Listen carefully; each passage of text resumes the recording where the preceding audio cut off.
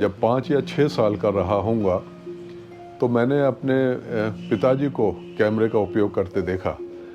मेरे पिताजी का शौक़ था फ़ोटोग्राफ़ी और हम लोग जब कभी बाहर घूमने जाते थे तो वो कैमरा से अपनी फ़ोटोग्राफ़ी करते थे। तो मैं जब उस चीज़ को देखता था, मैं इतना छोटा था कि मैं जानता नहीं था कि ये क्या चीज़ है, इसको कैमरा कहते हैं, ये किस उपयोग में आता है। लेकिन एक फ़ैसिनेशन मेरे अंदर उस समय से पैदा हुआ जब मैं इतना छोटा था उस कैमरे के प्रति। तो मैं तो यही मानता हूँ कि मेरी फ़ोटोग्राफ़िक जर्नी तब शुरू हो गई थी जब मैं 5-6 साल का था, जब मैं जानता भी नहीं था कि फ़ोटोग्राफ़ी क्या होती है, कैमरा क्या होता है। और समय के साथ-साथ मैंने ये महसूस किया है अपने जीवन में, मैं जब पीछे देखता हूँ तो मैंने देखा है कि समय के साथ-साथ ये अट्रैक्शन जो था ये बढ़ता गया और बढ़ता ही जा रहा है। फ़ोटोग्राफ़ी मेरे लिए सिर्फ़ एक हॉबी नहीं है, फ़ोटोग्राफ़ी मेरे लिए एक पैशन बन चुका है और मैं कभी-कभी अपने आप से भी ये सवाल करता हूँ कि अगर मैं जीवन में फ़ोटोग्राफ़ी ना कर रहा होता तो मैं क्या करता होता? और मुझको लगता है कि अगर मैं फ़ोटोग्राफ़ी ना कर रहा होता तो मेरा जीवन ये व्यर्थ चला जाता। तो उतनी छोटी उम्र से फ़ोटोग्राफ़ी की जर्नी मेरी शुरू हुई। लखनऊ में मैं 1967 में हम लोग आए और तब से लखनऊ में लगातार रह रहे हैं। हाई स्कूल करने के बाद इंटरमीडिएट में मेरा एडमिशन लखनऊ क्रिश्चियन कॉलेज में हुआ, जो लखनऊ का एक बहुत प्रसिद्ध और पॉपुलर कॉलेज है, और यहीं से मैंने ग्रेजुएशन भी किया। तो जब मैं ग्रेजुएशन कर रहा था, बीएससी का स्टूडेंट था, तो हमारे कॉलेज में एक संस्था थी अप्लाइड साइंस एसोसिएशन। उसके अंतर्गत एक फ़ोटोग्राफिक क्लब हुआ करता था, कभी हुआ करता था, लेकिन वो जब मैं पढ़ रहा था तो वो डिफंक हो गया था, वो उपयोग में नहीं था। तो उस साल में, वो साल था 1972 और 3, वो फ़ोटोग्राफिक क्लब जो है फिर से इस्टेब्लिश किया गया, उसकी शुरुआत की गई और इंसिडेंटली फ़ोटोग्राफिक क्लब का सेक्रेटरी मुझे चुना गया और वहाँ पे 2 साल में मैंने फ़ोटोग्राफी से रिलेटेड बहुत एक्टिविटी की। स्टूडेंट्स की फ़ोटोग्राफिक एग्ज़िबिशन की, UP state level photography contest किया 2 साल लगातार, और जो स्टूडेंट्स फ़ोटोग्राफी में इंटरेस्टेड थे उनको डार्क रूम में कैसे काम किया जाता है, फ़ोटोग्राफिक फ़िल्म कैसे डेवलप की जाती है, फ़ोटोग्राफिक प्रिंट कैसे बनाया जाता है, जो डिफरेंट केमिकल्स यूज़ होते हैं उनका क्या परसेंटेज रहता है, क्या प्रोपोर्शन रहता है, ये सब उन स्टूडेंट्स को बताया जाता था और डार्क रूम उनकी ज़रूरत के मुताबिक उनको अलॉट किया जाता था कि ताकि वो डार्क रूम में अपना काम जाके कर सकें। डार्क रूम में कैसे काम किया जाता है ये भी उनको प्रत्यक्ष रूप से बताया जाता था। और मुझे बहुत आश्चर्य हुआ कि जब ये एक्टिविटी शुरू की तो बहुत स्टूडेंट्स आगे आए जिनको फ़ोटोग्राफी के बारे में जानने की उत्सुकता थी, और हमको एक रजिस्टर बनाना पड़ता था जिससे डिफरेंट टाइमिंग डिफरेंट स्टूडेंट्स को अलॉट करते थे। तो ये एक समय था 2 साल का जब मैं फ़ोटोग्राफी क्लब का सेक्रेटरी था लखनऊ क्रिश्चियन कॉलेज में, कि फ़ोटोग्राफी में मेरे इंटरेस्ट में और बढ़ोतरी हुई।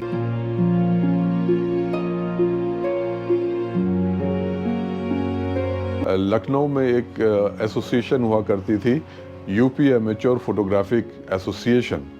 उसका मुझे एक सदस्य बनने का अवसर प्राप्त हुआ और यहाँ पे सीनियर लोगों से मैंने बहुत कुछ सीखा।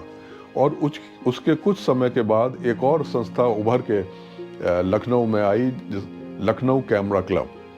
और इंसिडेंटली आज लखनऊ कैमरा क्लब करीब 47-48 साल पुरानी संस्था हो चुकी है और इंसिडेंटली आज उसका मैं प्रेसिडेंट हूँ।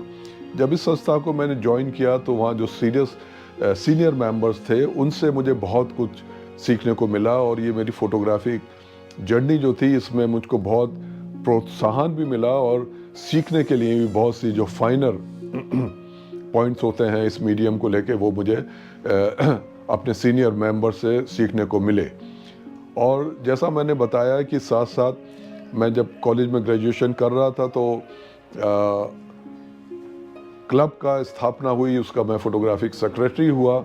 और क्रिश्चियन कॉलेज की जो पब्लिकेशन होते थे, डिफरेंट पब्लिकेशन थे, जैसे कॉलेजियन जो एनुअल मैगज़ीन था, उसकी जो बुकलेट्स थी, उनके जो कैटलॉग थे, जो फॉर्म थे, क्योंकि मैं फ़ोटोग्राफी में मेरा बहुत इंटरेस्ट था। कॉलेज की जो बिल्डिंग थी उसका आर्किटेक्चर बहुत खूबसूरत था, और उनकी जो पिक्चर्स मैंने जो खींची, जो मैनेजमेंट ने, जो हमारे प्रिंसिपल थे और हमारे अप्लाइड साइंस एसोसिएशन के जो स्टाफ एडवाइज़र थे, डॉक्टर E.W. बावर, जो एक अमेरिकन थे, उन्होंने उन फोटोग्राफ्स को देखा, तो उन्होंने उस फोटोग्राफ को कॉलेज के डिफरेंट पब्लिकेशंस में यूज़ किया, जिससे सिर्फ स्टूडेंट्स को ही नहीं, स्टाफ को ही नहीं, और लोगों को जहाँ पे वो पब्लिकेशन जाते थे उनको वो फ़ोटोग्राफ देखने को मिले। और उसके साथ साथ मेरा नाम भी एसोसिएटेड था, तो लोग मुझे एक तरीके से जानना शुरू किया। तो ये एक बड़ा एक बूस्टिंग फैक्टर मेरे लिए था, जो ग्रेजुएशन करते समय फ़ोटोग्राफिक जर्नी का एक महत्वपूर्ण हिस्सा आगे चल के हुआ।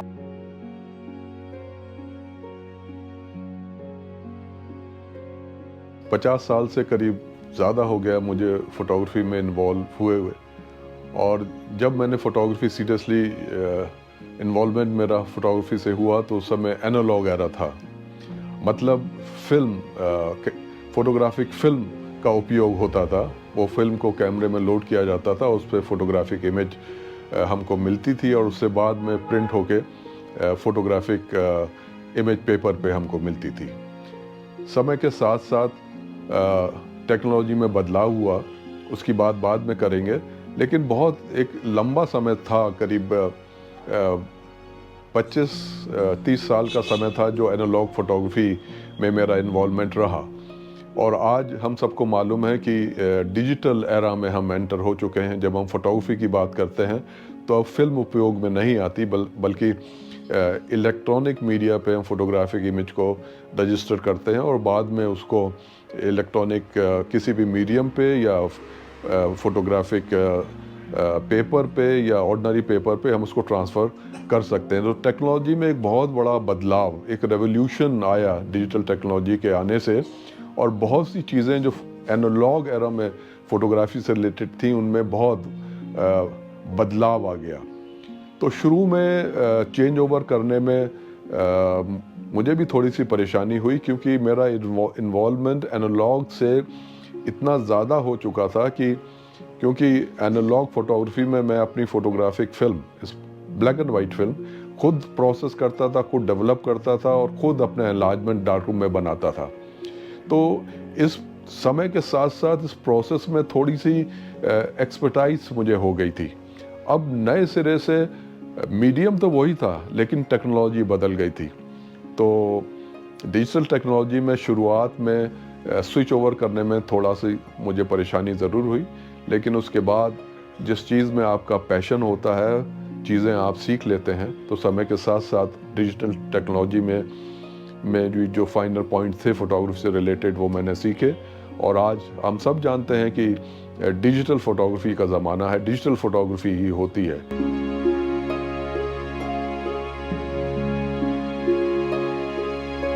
बहुधा एक सवाल पूछा जाता है कि आप कौन सा कैमरा इस्तेमाल करते हैं। आपका फ़ोटोग्राफिक वर्क जब लोग देखते हैं और उसको अप्रिशिएट करते हैं, तो उनका अगला सवाल होता है आप कौन सा कैमरा इस्तेमाल करते हैं।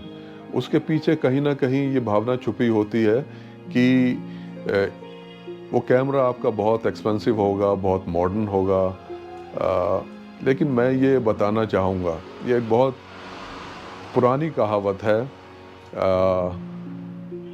इक्विपमेंट मैटर नहीं करता, इक्विपमेंट के पीछे जो व्यक्ति होता है वो मैटर करता है कि फ़ोटोग्राफ कैसा आता है। कैमरा तो एक टूल है। मैं हमेशा ये कहता हूँ कि जिस तरीके से पेंटर्स जो हैं वो कैनवास, ब्रश और पेंट्स का इस्तेमाल करते हैं, उसी तरीके से हम फोटोग्राफर जो है वो कैमरा और लाइट के इस्तेमाल से कुछ करना चाहते हैं।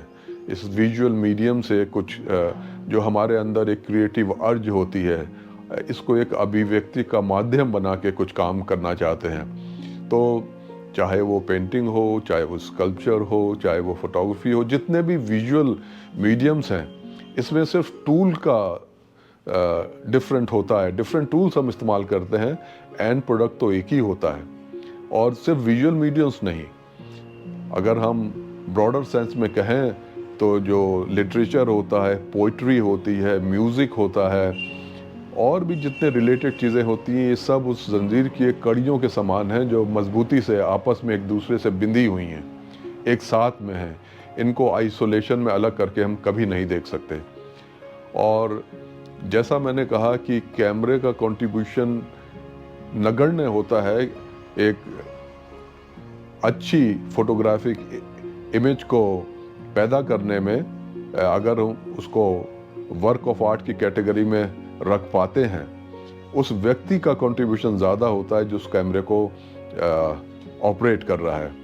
और बस जैसा मैंने बताया कि अंतर सिर्फ इतना है कि हमारे मीडियम में, हमारे टूल में अंतर होता है। पेंटर का टूल कुछ और है, फोटोग्राफर का टूल कुछ और है। ये बात सही है कि फोटोग्राफी के मीडियम में टेक्नोलॉजी ज़्यादा इन्वॉल्वमेंट टेक्नोलॉजी का होता है। तो technology is playing important role everywhere in our modern life. किसी भी क्षेत्र में आप देखिए नई टेक्नोलॉजी आ रही है और नई टेक्नोलॉजी से हम उस पर्टिकुलर फील्ड में और अच्छा काम कर पा रहे हैं। ऐसा ही शायद फोटोग्राफी में भी हुआ।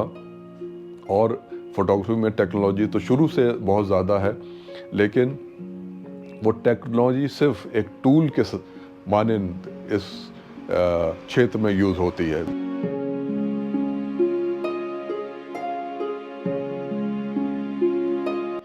एक बहुत इम्पॉर्टेंट महत्वपूर्ण बात है कि इस मीडियम को, फोटोग्राफी मीडियम को आप किस तरीके से अपने उपयोग में ला रहे हैं, ये बहुत ही महत्वपूर्ण है। और मैं यहाँ दो चीज़ें कहना चाहूँगा कि whether you are using photography for your documentation, क्या अभिलेखीकरण के लिए आप फोटोग्राफी माध्यम का इस्तेमाल कर रहे हैं। और मैं ये इस रेफरेंस में मैं ये कहना चाहूँगा, अगर आप डॉक्यूमेंटेशन के लिए फ़ोटोग्राफी का उपयोग कर रहे हैं तो यहाँ पे कुछ बंधन हैं। हमारे फ़ोटोग्राफ में वही स्थिति होनी चाहिए जब हमने वो फ़ोटोग्राफ लिया है, चाहे वो किसी व्यक्ति का हो, चाहे किसी विशेष परिस्थिति का हो। वो आपका फ़ोटोग्राफ वैसी ही स्थिति उस फ़ोटोग्राफ में उसको दिखाना आवश्यक होता है जैसा वो था, उसमें आप कोई बदलाव नहीं कर सकते। यहाँ पे मैं ये कहना चाहूँगा, अगर और सरल शब्दों में इसको कहना चाहूँ, आप अपने फ़ोटोग्राफ में कुछ ऐड नहीं कर सकते और आप अपने फ़ोटोग्राफ से कुछ चीज़ रिमूव नहीं कर सकते। विषय वस्तु में कोई अंतर नहीं होना चाहिए, विषय वस्तु की परिस्थिति में और आपके फ़ोटोग्राफ में। ये चीज़ आपको 100% याद होनी चाहिए कि when you are using photography for documentation, there should not be any difference or change in your final photograph.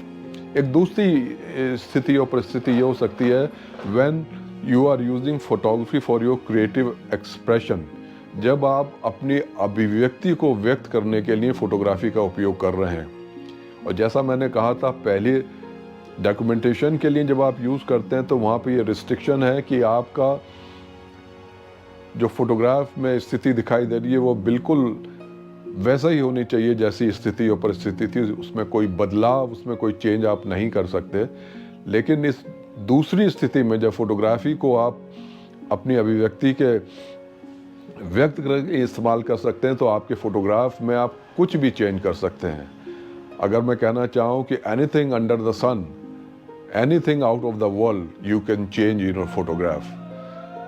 Art और एस्थेटिक्स की जब हम बात करते हैं तो कोई बंधन नहीं होता।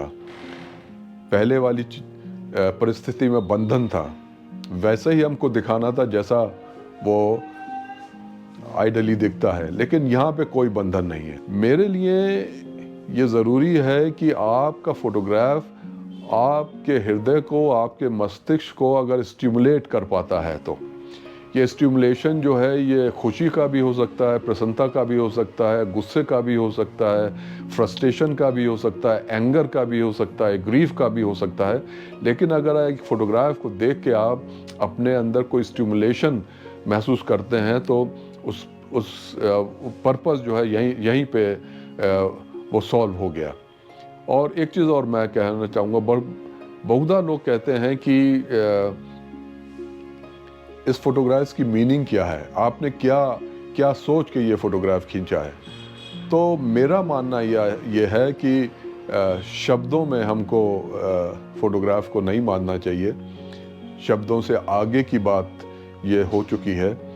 और वर्क ऑफ आर्ट को आपको शायद समझने की ज़रूरत नहीं होती, उसको महसूस करने की ज़रूरत होती है। और एक मैं छोटा सा एग्जाम्पल देना चाहूँगा। माँ जब बच्चे को लोरी सुनाती है तो बच्चा सो जाता है। माँ जो लोरी सुना रही है उसके लिरिक्स क्या है ये तो बच्चे की समझ में नहीं आता, वो तो बहुत छोटा है। लेकिन जो वो गाना गा रही है उसकी जो लय है वो बच्चे को इतनी अच्छी लगती है कि वो सो जाता है। तो अगर आपको अच्छा लग रहा है तो it purpose has been done. उसके पीछे क्या, किसी फ़ोटोग्राफ के पीछे क्या स्टोरी है, क्या फ़िलॉसफी है, मैं इन चीज़ों में ज़्यादा नहीं जानना चाहता। A photograph is the visual thing.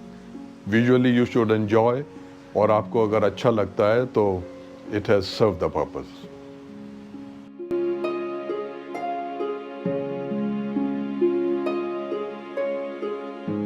एक और पुरानी कहावत है, ये कहा गया है, You do what you love.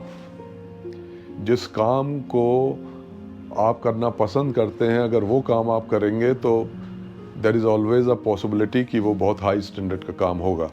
और मैं अपने आप को बहुत लकी मानता हूँ कि जो चीज़ मुझे करने में प्रसन्नता मिलती है, मुझे अच्छा लगता है, व्हाट आई लव, उसी को प्रोफेशनली मुझे अलग अलग संस्थाओं के साथ करने का मुझे मौका मिला।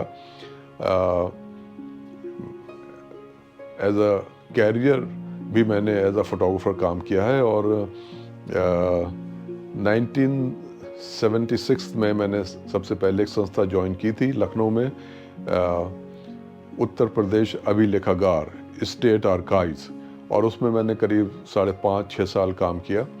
और उसके बाद एक बहुत ही अपकमिंग एंड प्रसिद्ध इंस्टीट्यूशन उस समय हुआ करता था जिसका नाम था national research laboratory for conservation of cultural property. ये ministry of culture government of India का एक संस्थान था, और आप कह सकते हैं आर्कियोलॉजिकल सर्वे ऑफ इंडिया की सिस्टर बॉडी थी। और हेरिटेज से रिलेटेड जो भी ऑब्जेक्ट्स होते हैं उनका रेस्टोरेशन, उनका स्टडी, उनका रिसर्च से संबंधित ही संस्था थी। उसमें रिटायरमेंट से पहले तक 2014 में मैं रिटायर हुआ, वहाँ से मैंने वहाँ पे काम किया। तो मैं अपने आप को भाग्यशाली मानता हूँ कि मुझे वही काम प्रोफेशनली करने का मौका मिला, ऊपर वाले ने दिया। मेरे लिए की ब्लेसिंग थी शायद, जो काम मुझे करने में अच्छा महसूस होता था। और इन संस्थाओं के साथ जो मैंने काम किया उसका एक टेक्निकल अहमियत अलग थी, लेकिन फोटोग्राफी को जो मैं अपने मन की संतुष्टि के लिए यूज़ करता था, अपने क्रिएटिव अर्ज को एक्सप्रेस करने के लिए यूज़ करता था, फोटोग्राफी का वो रोल मेरे जीवन में बिल्कुल अलग था। और मैं ये चीज़ साझा करना चाहूँगा कि एक अच्छा फोटोग्राफ जब मैं बना पाता हूँ तो जो प्रसन्नता का अनुभव विद इन माई सेल्फ मैं कर पाता हूँ, उसको शब्दों में मेरे लिए बयान करना बहुत मुश्किल है। तो मैं फ़ोटोग्राफी क्यों करता हूँ? बहुत लोग मुझसे पूछते हैं आप फ़ोटोग्राफी क्यों करते हैं? मैं फ़ोटोग्राफी इसलिए करता हूँ क्योंकि वो करना मुझे पसंद है। I love doing photography. जो सेटिस्फैक्शन मुझे मिलता है एक अच्छे फ़ोटोग्राफ को बनाने में, उसको मैं शब्दों में बयान नहीं कर सकता, जैसा मैंने अभी कुछ देर पहले कहा।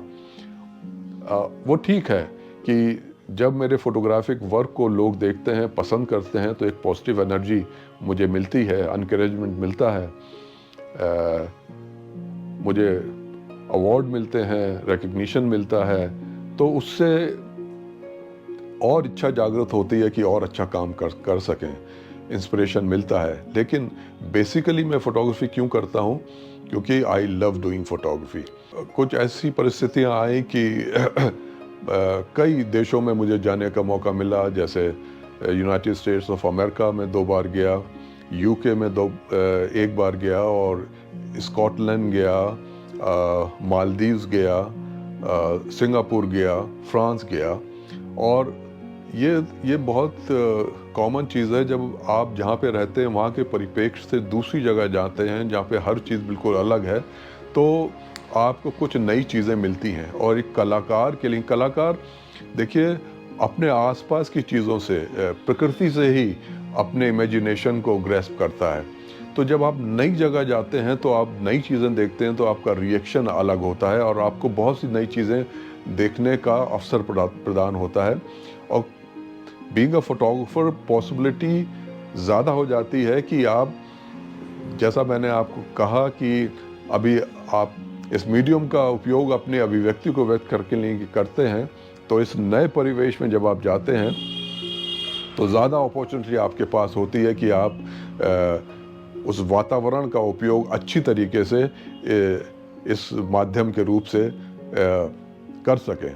और इस संबंध में एक चीज़ कहना चाहूँगा कि मुझे एक मौका मिला था 1999 में, एक इंटरनेशनल फेलोशिप मुझे मिली थी, चार्ल्स वॉलिस प्रोफेशनल ग्रांट, जिसमें 3 वीक्स के लिए मुझे यूके में, स्पेशली जो यूके के म्यूज़ियम है उसमें जो फोटोग्राफिक कलेक्शन है उनको देखने का मौका मिला। और बाध्यता ये थी कि इस फेलोशिप को अवेल करने के बाद विद इन सम टाइम आपको एक अपनी रिपोर्ट सबमिट करनी थी। और वो रिपोर्ट मैंने सबमिट की और मुझे अभी तक याद है, और वो लेटर मैंने एक टेस्टिमोनियल की तरह अभी अपने पास रखा हुआ है। उसके जो डायरेक्टर थे मिस्टर फ्रैंक, उनका सरनेम मैं भूल रहा हूँ, उनका एक लेटर मेरे पास आया और उसमें उन्होंने लिखा था कि Anil, this is one of the finest report I get being a director of Charles Wallis. तो इस तरीके की चीज़ें जब आपके साथ होती हैं तो जैसा मैंने कहा, एक नई ऊर्जा का संचार होता है, पॉजिटिव एनर्जी आपको मिलती है। तो इस तरीके की चीज़ें जब आपके साथ होती रहती हैं तो हमेशा आप कुछ और अच्छा करने का प्रयास करते हैं। एक चीज़ मैं कहना चाहूँगा, एक बहुत लंबे समय तक मैंने लैंडस्केप फ़ोटोग्राफी की, black and white landscape photography.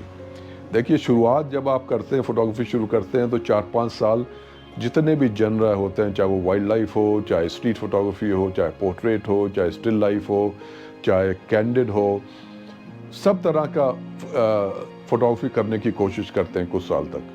फिर एक स्थिति ये आती है कि आपको लगता है नहीं, आपका इंटरेस्ट इस पर्टिकुलर जनर में ज़्यादा है। मेरे साथ भी ऐसा हुआ और मुझको ये महसूस हुआ और कि मैं लैंडस्केप फ़ोटोग्राफी में मेरा इंटरेस्ट ज़्यादा है। और जैसा मैंने कहा कि you do what you love, तो मैंने बहुत लंबे समय तक, करीब 40 साल तक लैंडस्केप फ़ोटोग्राफी की, that too black and white. लेकिन इतने लंबे समय तक ब्लैक एंड वाइट फ़ोटोग्राफी करने के बाद, ये जो इतने लंबे समय तक मैंने black and white landscape photography की, इसमें मुझे काफ़ी रिकग्निशन भी मिला। Royal photographic society of great Britain से एसोसिएटशिप मुझे मेरे black and white landscape work पे अवार्ड हुई। लेकिन इतने लंबे समय तक लैंडस्केप फ़ोटोग्राफी करने के बाद मुझको लगा, मैंने महसूस किया कि if a beautiful scene or landscape is in front of me or in front of my camera and I have made a beautiful photographic image out of it, what so very special I have done। वो चीज़ पहले से खूबसूरत है और हो सकता है कि उसकी खूबसूरती मैंने थोड़ी सी बढ़ा दी हो डिफरेंट कैमरा एंगल से, लाइट के प्रॉपर यूज़ से या सॉफ्टवेयर में कुछ तब्दीली करके, लेकिन वो चीज़ पहले से खूबसूरत है। और फिर मेरे दिल में ये चीज़ उभर के आई, एक इच्छा जागृत हुई कि मैं ऐसी चीज़ों का फ़ोटोग्राफ करूं जो अति साधारण होते हैं, लेकिन फ़ोटोग्राफिक इमेज में उनको इस तरीके से पेश करूं कि वो असाधारण रूप से दिखाई दें। यहाँ से मेरी एक नई जर्नी शुरू हुई फ़ोटोग्राफी की, और ये इस जर्नी को अगर हम शब्दों में बताना चाहें तो my experimentation with form and colour. और जैसे कहा जाता है कभी कभी, इस पॉइंट पे मैंने अपने आप को डिस्कवर किया और लैंडस्केप फोटोग्राफी से एक नई दिशा मेरी फोटोग्राफी की यात्रा में आई, my experimentation with form and colour. और आजकल इसी थीम पे मैं विशेषता काम कर रहा हूँ।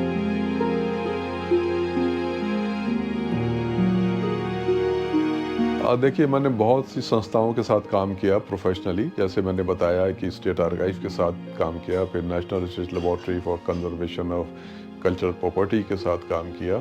यहाँ पे तो मैं रेगुलर एम्प्लॉय था।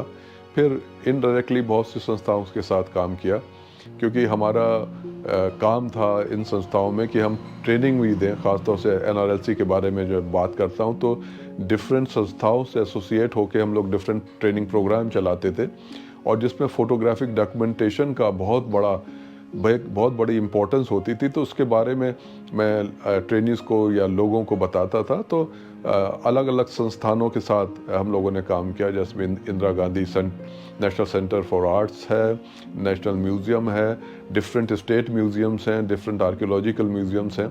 तो बहुत सी अलग अलग संस्थाओं के साथ काम करने को मिला। और दूसरी तरफ कुछ ऐसी संस्थाओं के साथ भी मैं जुड़ा रहा, जैसे मैंने पहले बताया था कि यूपी एमेच्योर फोटोग्राफिक एसोसिएशन, जो एक फोटोग्राफिक सोसाइटी से थी। उसके बाद लखनऊ कैमरा क्लब, जिसमें मैंने बहुत कुछ सीखा। एक लंबे अरसे तक उससे संबंध रहा, अभी भी संबंध है उसका, अभी प्रेसिडेंट में भी हूँ इस समय। और एक राष्ट्रीय संस्था है फोटोग्राफी की, फेडरेशन ऑफ इंडियन फोटोग्राफी, उसके साथ भी मैं काफ़ी समय तक एसोसिएट मैं रहा हूँ और अभी भी हूँ। और 4 साल तक मैं उसका नेशनल प्रेसिडेंट भी रहा हूँ। तो अलग अलग लोगों से मिलने से, उनसे एसोसिएशन बढ़ाने से, अलग अलग इंस्टीट्यूशन से एसोसिएशन बढ़ाने से बहुत कुछ सीखने को मिलता है, बहुत कुछ नई चीज़ें पता लगती हैं।